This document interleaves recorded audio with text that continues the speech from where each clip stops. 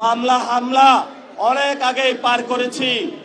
শেখ হাসিনার আমলে রিমান্ডে নিয়ে আমাকে মাথা নিচের দিকে দিয়ে পা উপর দিকে দিয়ে সারা রাত নির্যাতন করেছিল, কখনো আপোষ করার চেষ্টা করি নাই। তুমি কোন চাটের বারাব্বাস? তুমি আসছো এখানে মামলা করতে, গুনার টাইম নাই।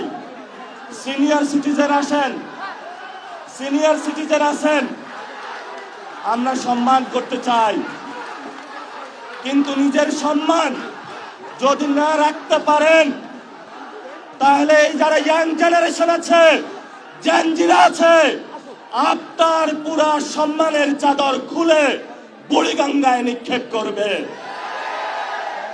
আমরা ধৈর্য ধারণ করতেছি, আমরা শান্তিতে বিশ্বাস করি, আমরা গণতন্ত্রে বিশ্বাস করি।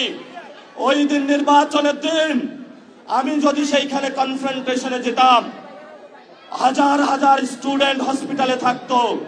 আমি গণতন্ত্রে বিশ্বাস করেছি, কিন্তু গণতন্ত্রের নামে আপনারা ইঞ্জিনিয়ারিং করেছেন।